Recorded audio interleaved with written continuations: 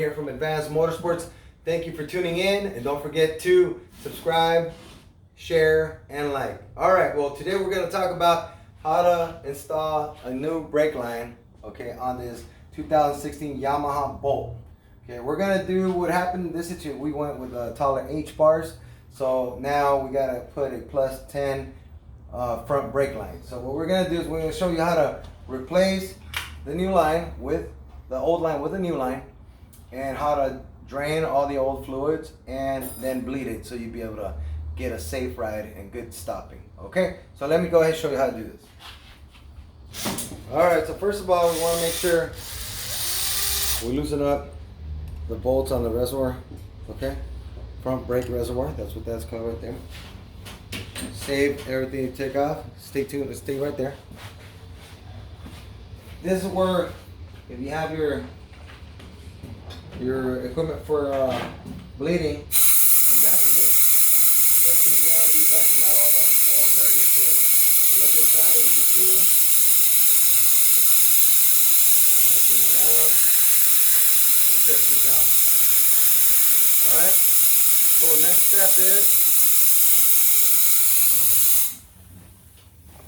you come on down on this side. What we're going to do now is take off the bolt from the caliper for the front brake line. That's a 12 millimeter.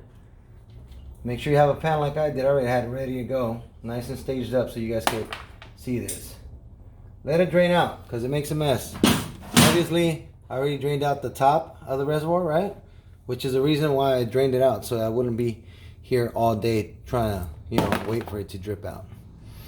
Make sure you always have a nice rag around in case you need to, so it catches anything else, and don't let it hit the paint or anything like that, because it actually fades it out. So right now, while this line just bled out and it started leaking everywhere, we're gonna go ahead now, disconnect the line from the top. We're actually gonna replace these bolts, the banjo bolts and the crush washers, with brand new ones. Okay, when we do the install, anything that has to do with brake lines, once you take them off once, you go ahead and replace everything new. Okay, so here we are. Brake lines here, set to go. It's actually zip tied here. Go ahead and snip that off. There's your old line. Careful with the fluid that actually leaks out of it. It's not good for anything that it lands on. Okay, let's go ahead and pause that and I'll show you what's up there. Alright, well, with a little contact cleaner, make sure you clean the area where you're going to put the new line. Also down here on the caliper, if you want to look, just go ahead. I sprayed some on this rag to clean the ends. Once I'm done with this whole job, I'm still going to contact clean the whole deal in case there's any leftover brake fluid. Now, here are our new brake line bolts. And we're going to put new crush washers on each end, okay? So let's go ahead and start with the top.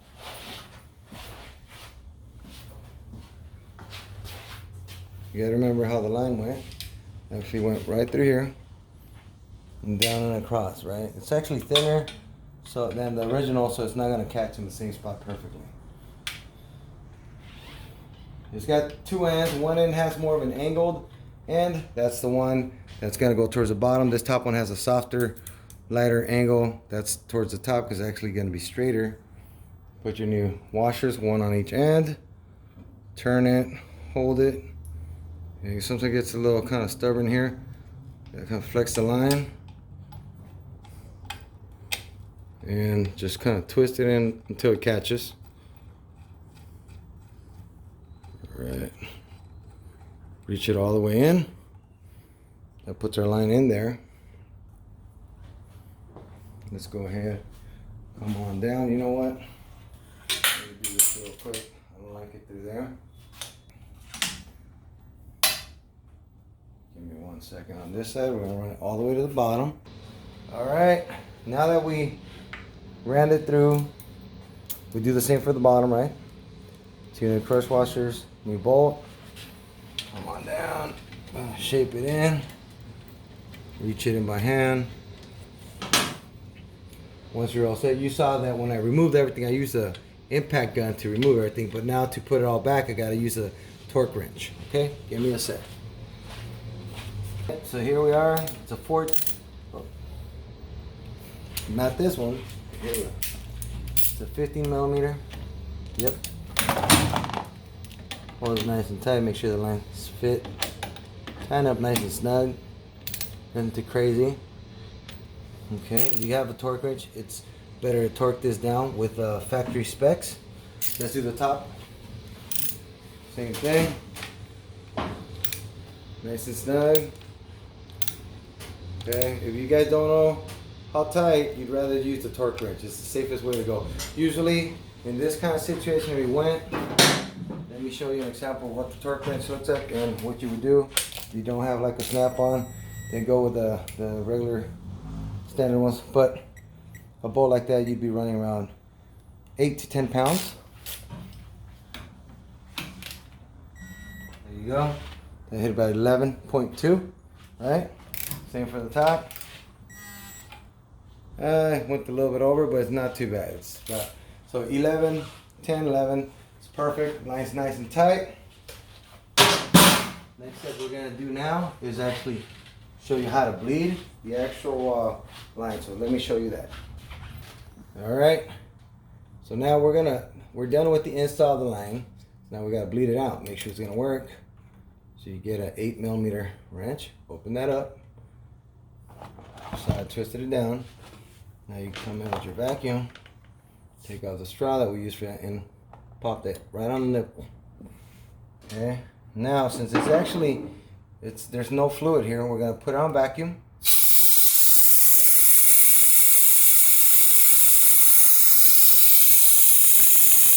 Use our pour fluid. Okay. Get some good quality Maxima. Once you start putting this in, you can't stop and not put fluid, because otherwise you're going to get air in your line. So just fill it up.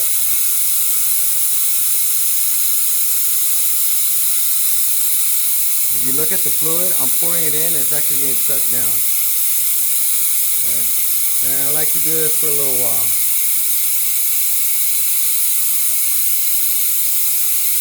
Let's go look at the bottom of the line.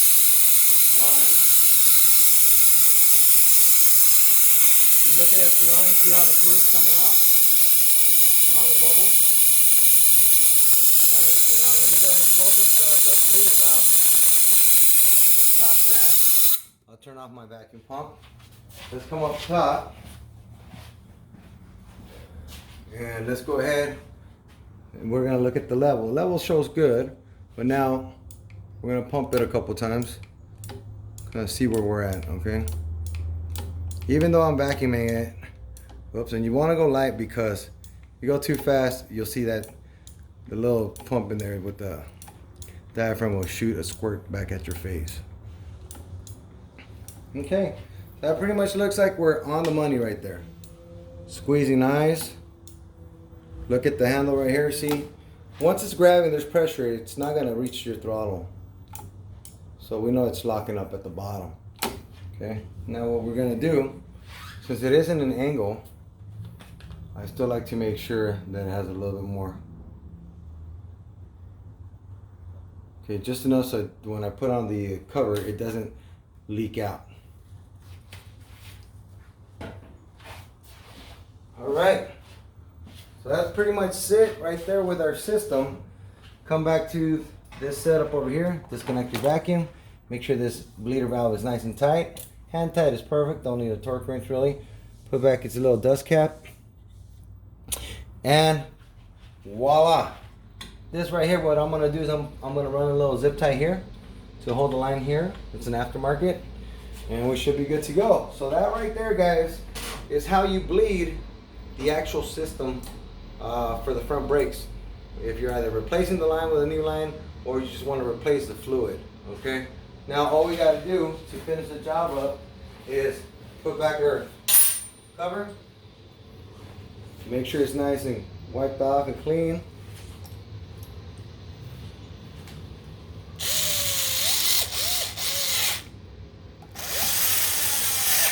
Nice and soft, don't want to strip any bolts.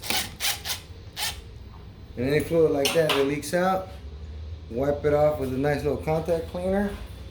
that, like I showed you earlier.